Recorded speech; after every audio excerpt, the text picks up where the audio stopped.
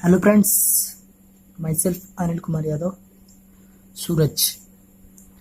दोस्तों, आज की वीडियो है समुच्चय के बारे में। तो जी हाँ, समुच्चय के बारे में।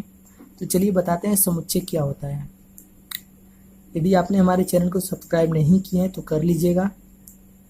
यदि कर लिए हैं तो बहुत बहुत बताइए क्या बोलने वाले हैं। चलिए आते हैं समुच्चय के बारे में। समुच्चय जैसे कि नाम से क्या लग रहा है, समुच्चय बहुत जैसे ले लेते हैं। समुच्चय होता क्या है पहले इसके बारे में बता देते हैं।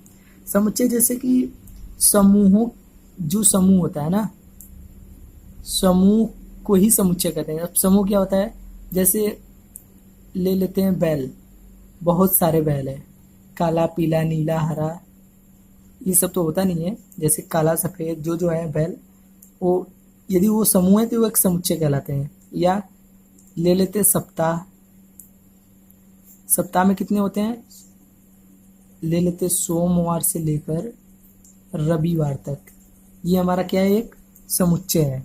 तो समुच्चय क्या होता है, समूहों को ही समुच्चय कहते हैं।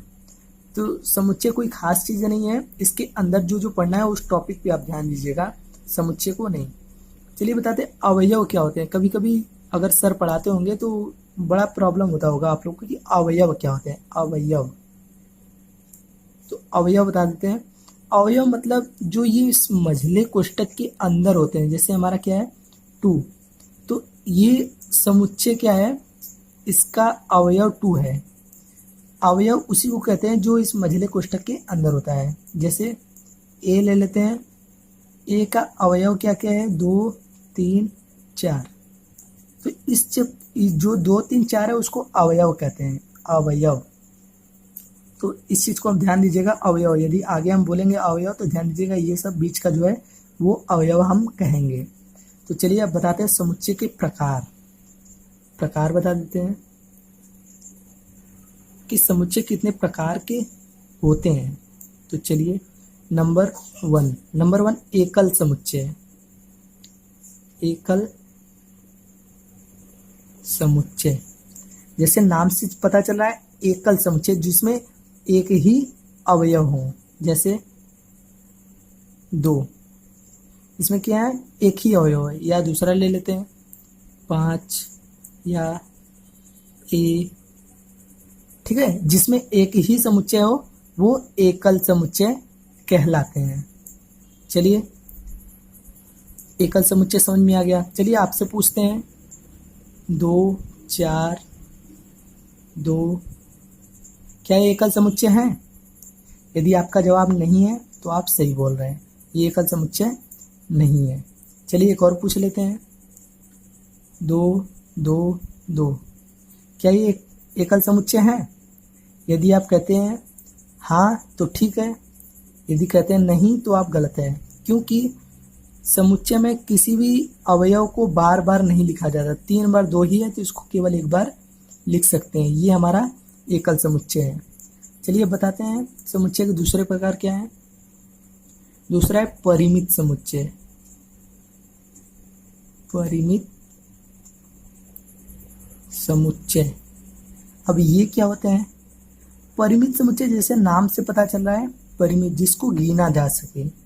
जैसे 1 2 3 डॉट डॉट डॉट 10, मतलब इसमें कितने अवयव हैं टोटल, 1 से लेके 10 तक कह सकते हैं 10 अवयव हैं इसके, गिन सकते हैं इसको टोटल ना। वो जो गिने जा सके वो परिमित समुच्चय कहलाते हैं। तो हमें उम्मीद है परिमित समुच्चय आपको समझ में आया होगा। चलिए आपसे पूछते हैं 1 2 डॉट डॉट डॉट इनफाइनाइट, ये परिमित समुच्चय है, इसको गिन सकते हैं, नहीं गिन सकते हैं, तो ये परिमित समुच्चय नहीं है। जो गिना जा सके, जैसे सप्ताह का ले लेते हैं, लिखेंगे सप्ताह, तो क्या है, इसको गिना जा सकता है क्योंकि एक सप्ताह में 7 ही दिन होते हैं। तो ये हमारा एक परिमित समुच्चय है। चलिए अब बताते हैं तीसरा नंबर क्या होता है। तीसरा अनंत समुच्चय। अनंत समुच्चय जैसे नाम से ही पता चला है, अनंत जिसको गिना ना जा सके। जैसे A B C, ये क्या है, एक अनंत समुच्चय है? यदि आप हाँ कह रहे हैं तो आप गलत है, ये अनंत समुच्चय नहीं है, ये परिमित समुच्चय है, क्योंकि इसको तो आप गिन सकते हैं, ये जेड तक ही होता है। ये परिमित समुच्चय ना कि अनंत समुच्चय है। अनंत समुच्चय ये नहीं है। अनंत समुच्चय क्या होते हैं? 1 2 डॉट डॉट डॉट इनफाइनाइट तक, ये होते हैं अनंत समुच्चय जिसको गिना ना जा सके। ठीक, ये हमारा परिमित समुच्चय होगा, अनंत समुच्चय नहीं। चलिए बताते हैं समुच्चय चौथे नंबर को कि चौथा समुच्चय कौन सा होता है। अगला है चौथा नंबर समान समुच्चय। नाम से पता चल रहा है समान होने चाहिए। जैसे ए का अवयव ले लेते हैं 1 2 3, तो बी का भी अवयव 1 2 3 ही होना चाहिए। आगे पीछे कर सकते हैं, लेकिन जो ए का अवयव है वही बी का अवयव होना ही चाहिए, तभी समान होंगे। दूसरा ले लेते हैं, जैसे 1 2 3 1 2, बी में 1 2 3, तो क्या ये एक समान समुच्चय है? ये एक समान समुच्चय है। क्यों? क्योंकि इसमें 2 2 बार आ गया है, 2 1 बार है, तो इसको 1 2 3 ही लिख सकते हैं, क्योंकि जो 2 बार आएगा उसको एक ही बार लिखना है। तो 1 2 3 और 1 2 3 दोनों क्या है? समान समुच्चय है। चलिए बताते हैं अगला समुच्चय रिक्त समुच्चय। 5वां नंबर रिक्त समुच्चय। रिक्त समुच्चय जिसमें एक भी अवयव ना हो। अवयव एक भी नहीं है, छोड़ दो, या रिक्त समुच्चय को फाई से दर्शाते हैं, या फाई मतलब एक भी अवयव नहीं है, जिसमें एक भी अवयव ना हो वो रिक्त समुच्चय। 6वां नंबर उप समुच्चय।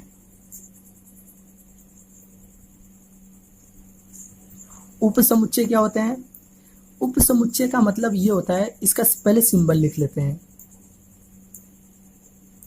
ए सबसेट बी, इसको सबसेट पढ़ते हैं, सबसेट। सबसेट मतलब कैसे इंग्लिश में लिख लेते हैं, सबसेट, ए सबसेट बी। अब ये उपसमुच्चय होता क्या है, चलिए बताते हैं। उपसमुच्चय मतलब ए का जो अवयव होता है 1 2 3, ये बी में होना ही चाहिए। 1 3 2, ए का समुच्चय बी में तो होना ही चाहिए। इसके साथ साथ अदर कुछ हो सकते हैं, इसमें तो अदर हो सकते हैं, लेकिन ए का पूरा मिलना ही चाहिए।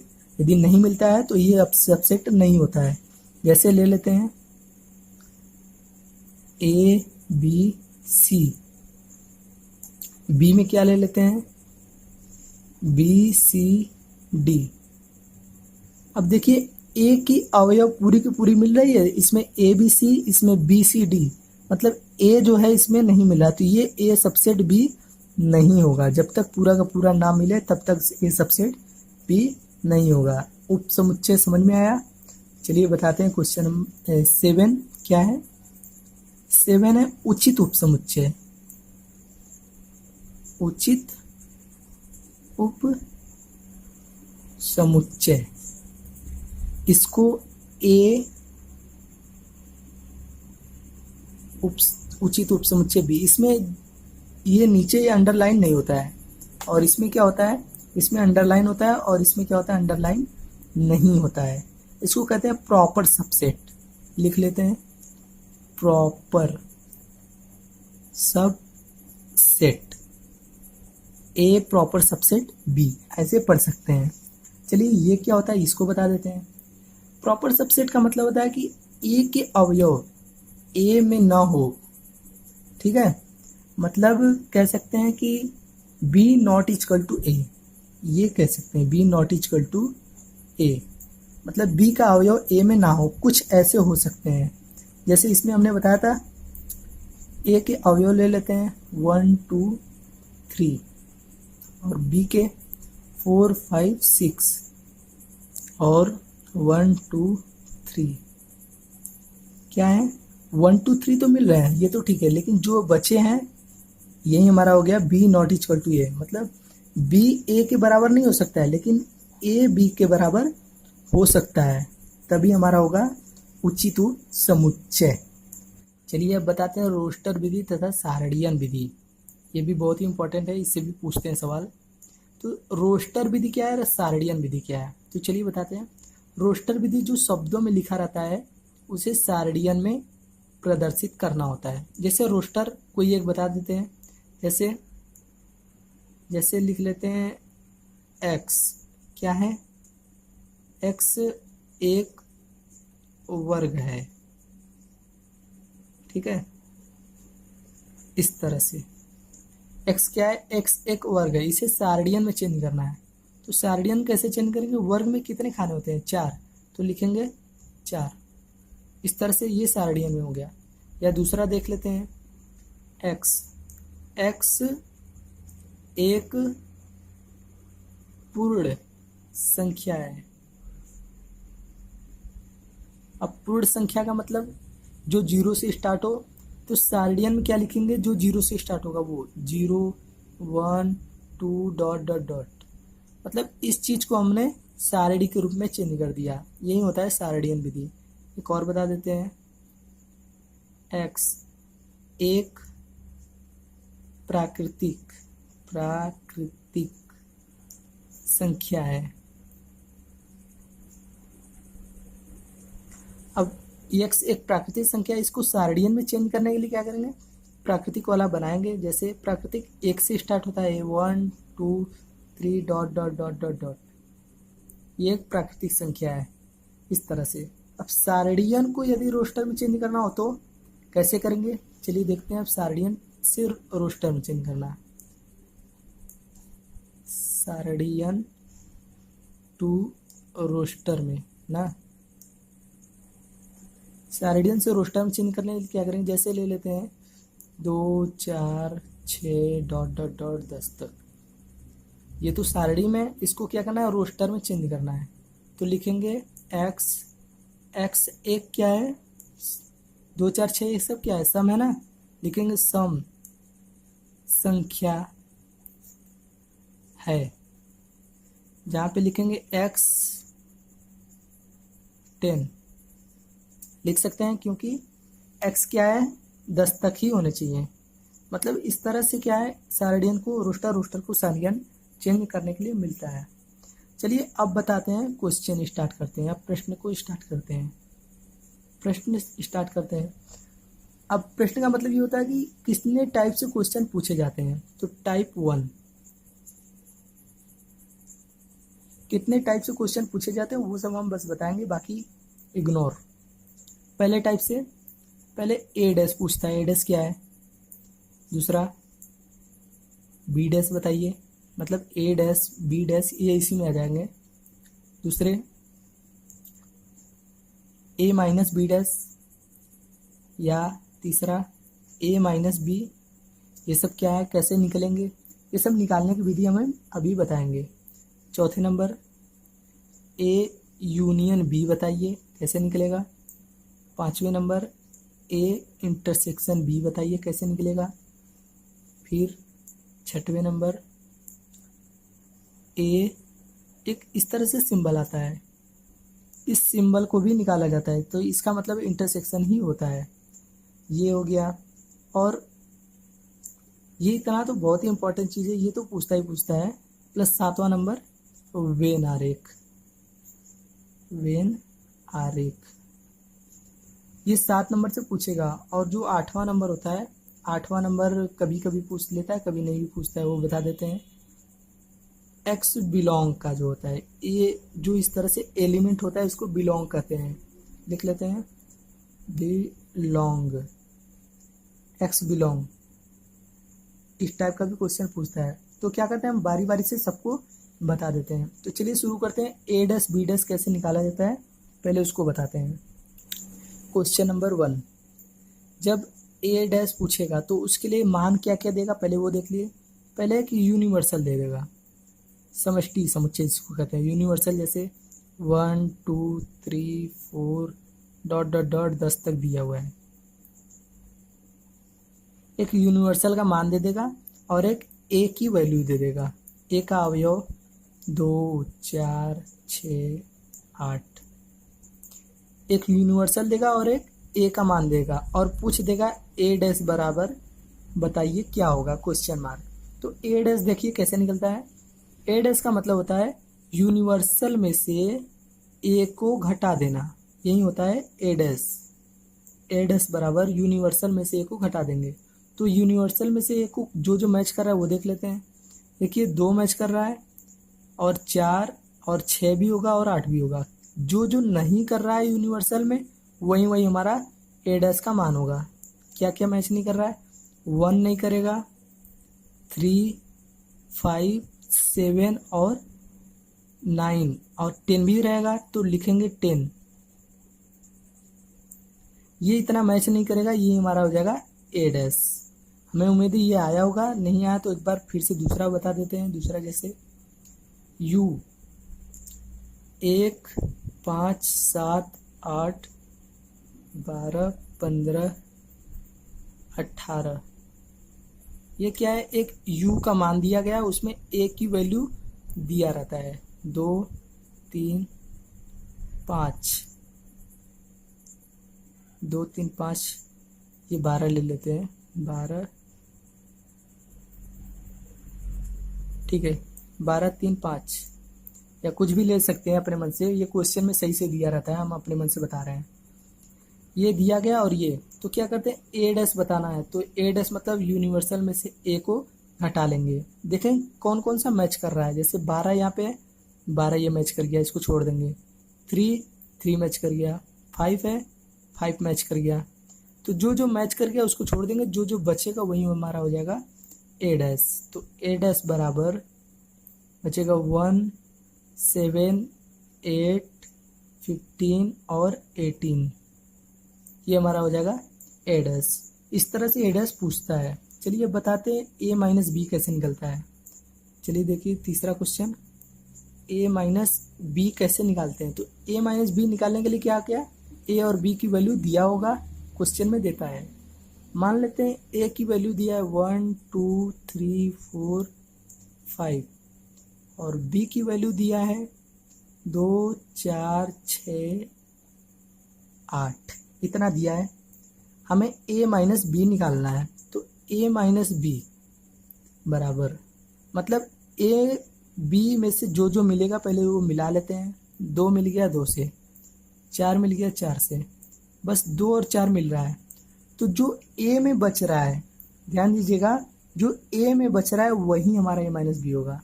क्या बच रहा है, 1, 3, 5। जो b में बच रहा है उसको नहीं देखना है, जो इसमें बच रहा है वही a माइनस बी होगा। यदि इसी चीज को b माइनस a निकालना हो तब जो इसमें बच रहा है, क्योंकि b है तो b में जो बच रहा है 6 और 8 ये हो जाएगा।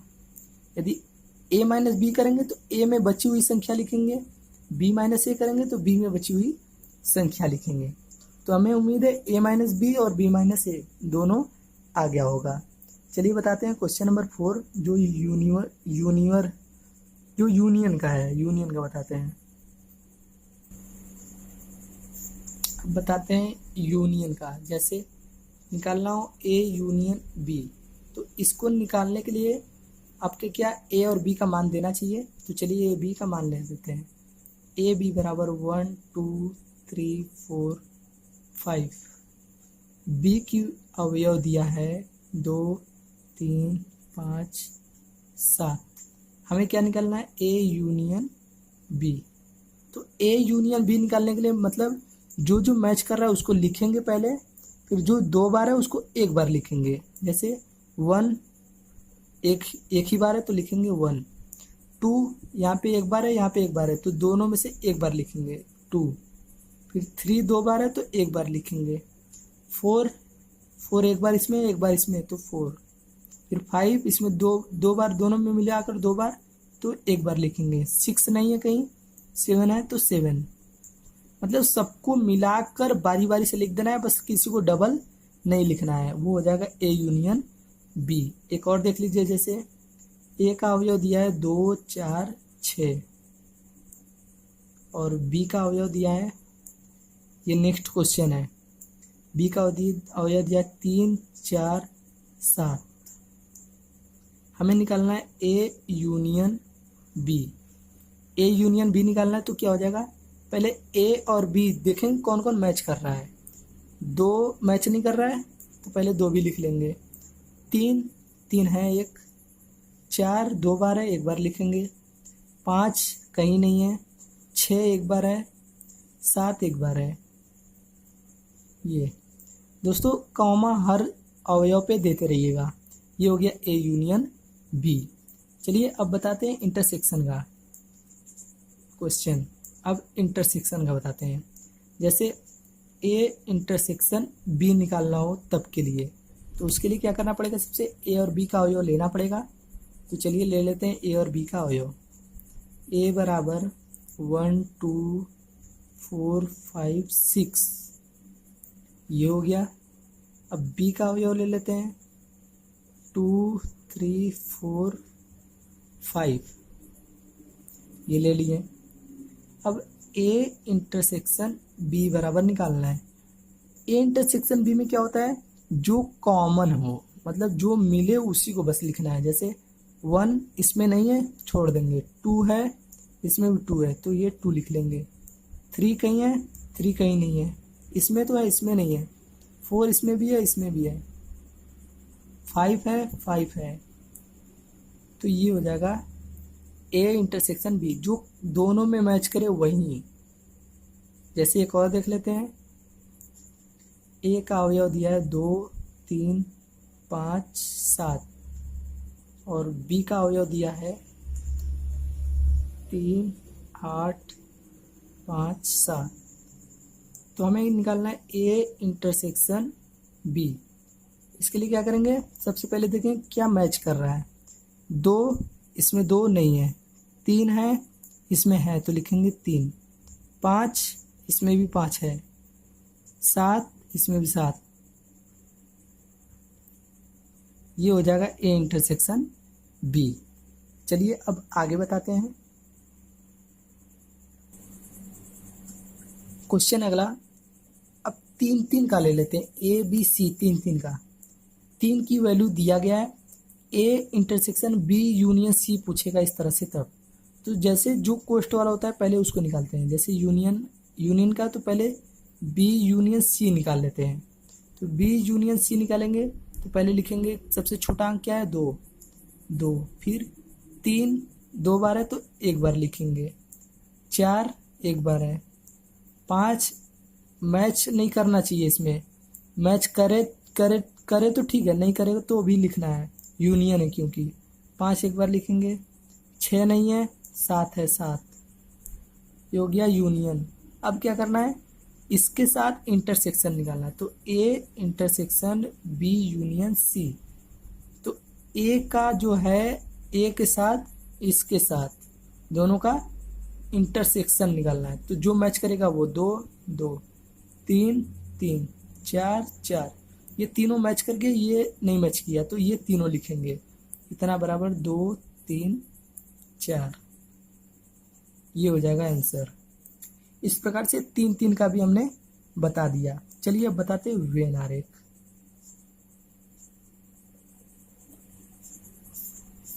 वेन आरेख बता देते हैं। वेन आरेख में पहला ए यूनियन बी, इसको वेन आरेख से बताना है। मतलब ए और बी दो हमें क्या लेना है, 2 चित्र लेना है। तो क्या करेंगे, एक समष्टि बनाएंगे सबसे बड़ा, उसमें 2 बनाएंगे, एक ए का और एक बी का। लिखेंगे ए और बी। यूनियन है मतलब क्या करें, ए और बी दोनों को छायांकित कर देंगे इस तरह से, दोनों को।